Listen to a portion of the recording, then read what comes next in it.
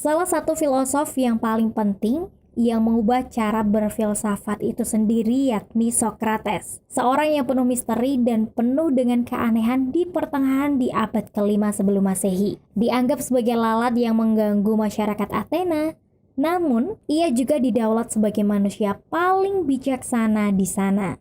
Siapa sih sebetulnya Socrates? Dan apa yang dilakukannya pada manusia? Semua ahli sejarah dan filologi sepakat, Socrates tidak pernah menulis dan meninggalkan sebuah catatan yang bisa dilacak generasi setelahnya. Namun, pengaruhnya di zaman itu sungguh mengesankan, sehingga banyak orang lain tergerak untuk menulis tentangnya dalam penampilan, kepribadian, dan perilakunya, serta dalam pandangan dan metode-metodenya. 3 sumber utama yang digunakan untuk mengetahui siapa Socrates yakni berasal dari naskah yang ditulis Aristophanes, Xenophon, dan yang paling sering dirujuk adalah dari Plato. Sumber-sumber yang masih ada sepakat bahwa Socrates sangat jelek, begitu jelek untuk ukuran pria di zaman itu. Dia memiliki mata lebar dan menonjol yang melesat ke samping untuk melihat tidak hanya apa yang lurus ke depan, tetapi apa yang ada di sampingnya. Hidungnya pesek dengan lubang yang lebar. Socrates memiliki bibir berdaging besar seperti keledai. Dia membiarkan rambutnya tumbuh panjang bergaya Spartan dan pergi bertelanjang kaki dengan pakaian kumuh. Dia tidak bekerja untuk mencari nafkah atau berpartisipasi secara sukarela dalam urusan negara. Sebaliknya, ia memilih memeluk kemiskinan. Suatu yang tampak melawan common sense atau pengetahuan umum di zaman itu. Penyematan gelar filosof atau seorang yang berfilsafat oleh orang Yunani sebetulnya sudah ada jauh sebelum Socrates dikenal. Tokoh-tokoh itu diantaranya Thales, Parmenides, dan lainnya. Mereka yang tertarik pada isu-isu penciptaan, gejala alam, astronomi, dan benda-benda luar angkasa membuat mereka dijuluki sebagai filosof alam. Sedangkan, Socrates muncul dengan fokus yang baru. Ia lebih suka meneropong tentang gejala-gejala sosial, perilaku manusia, pengertian-pengertian yang dipahami manusia, seperti apa etika dan sosial politik kenegaraan. Pekerjaan seumur hidup Socrates terdiri dari pemeriksaan kehidupan manusia, kehidupannya sendiri, dan kehidupan orang lain. Karena baginya, kehidupan yang tidak diuji tidak layak untuk dijalani oleh manusia.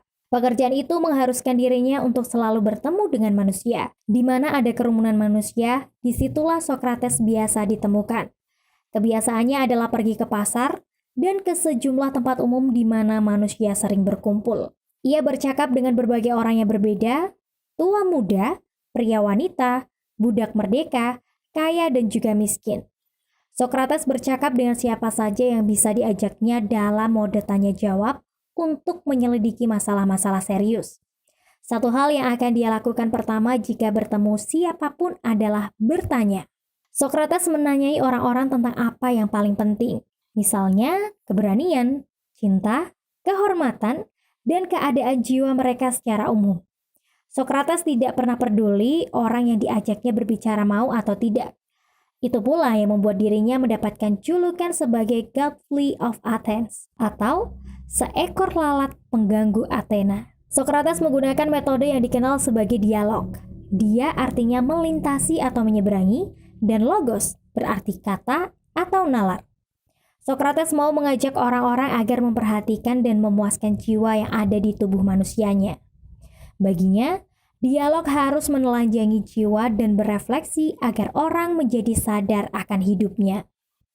Dalam setiap dialog, Socrates berpura-pura tidak tahu agar bisa memancing lawan bicaranya untuk mengambil sikap superior atasnya dan membuatnya membangun alur berpikir sendiri. Bagi Socrates, setiap orang telah memiliki basis-basis pengetahuan. Persoalannya adalah tidak setiap orang mampu mencapai dan mengkomunikasikan pengetahuan tertentu kepada orang lain. Anak-anak muda Athena meniru gaya bertanya Socrates. Meskipun kaum muda di kota itu menemaninya dan menirunya, Socrates bersikeras mengatakan bahwa dia bukan seorang guru. Karena Socrates bukan pemancar informasi yang diterima secara pasif oleh orang lain, ia menolak perbandingan itu dengan guru. Sebaliknya, ia membantu orang lain mengenali sendiri apa yang nyata, benar, dan baik untuk dirinya sendiri. Aneh memang jika melihat perilaku Sokrates dengan kacamata hari ini atau di zaman itu. Meski ia kemudian dianggap sebagai manusia paling bijaksana di Athena dan banyak manusia yang menganggapnya sebagai guru sejati, namun ia tidak pernah meminta upah atas apa yang dilakukan. Hal itu berbanding terbalik dengan para ilmuwan atau kaum sofis di zaman itu yang hanya mau berbicara dan mengajar yang jika ia mendapatkan upah. Sokrates sangat mengagumkan. Implikasi dari model filsafat yang dia kembangkan tidak sebatas menggugah kesadaran manusia atas hidupnya sendiri. Lebih dari itu, Sokrates mencoba melakukan revolusi atas sebuah sistem yang dianggap tak benar-benar baik untuk masyarakat Athena di bidang bernegara dan moral keagamaan. Di bagian negara, pada waktu itu Athena menggunakan sistem demokrasi. Sokrates mengkritik praksis demokrasi yang berlangsung masa itu. Dalam demokrasi, keputusan penting diambil dengan dasar keinginan suara terbanyak atau voting. Suara seorang cendekiawan yang bijaksana sama levelnya dengan suara seorang preman pasar. Setelah itu, di bagian moral, Sokrates tidak percaya pada dewa-dewa orang Athena. Dia mengatakan pada banyak kesempatan bahwa para dewa tidak berbohong atau melakukan hal-hal jahat lainnya. Sedangkan Dewa Olympus dari para penyihir dan masyarakat kota adalah suka bertengkar dan pendendam. Sokrates kemudian memperkenalkan dewa-dewa baru. Di Athena, agama adalah masalah partisipasi publik di bawah hukum, yang diatur oleh kalender festival keagamaan, dan kota menggunakan pendapatan untuk memelihara kuil dan tempat suci. Apa yang dilakukan Sokrates dan diikuti oleh anak-anak muda di Athena ditentang oleh banyak pihak. Seorang penyair muda bernama Miletus telah menyusun sebuah dokumen yang menuduh Sokrates dengan kejahatan besar ketidaksopanan atau asebeia, sebuah kegagalan untuk menunjukkan kesalehan terhadap para dewa Athena. Miletus mengklaim Sokrates telah menyebabkan moral anak muda Athena merosot. Sebab itu, bagi Miletus, Sokrates pantas diseret ke pengadilan untuk menerima hukuman. Pengadilan dan kematian Sokrates memiliki tempat yang hampir sama pentingnya dalam kesadaran Barat dengan pengadilan dan kematian Nabi Isa Al-Masih atau Yesus Kristus. Pada tahun 399 sebelum Masehi, filosof Sokrates diadili di hadapan juri Athena dengan tuduhan makar atau mengajarkan dan menghancurkan anak muda dengan gagasan pemikirannya. Sokrates dihadapkan pada 500 juri. Dengan hasil pemilihan voting 280 suara menyatakan Sokrates bersalah. Dan 220 suara menyatakan bahwa dia tidak bersalah. Konsekuensinya adalah Sokrates harus menempuh jalan untuk minum racun. Sejumlah peneliti menyebut bangunan filsafat dunia hari ini hanya merupakan catatan kaki dari Plato dan Aristoteles.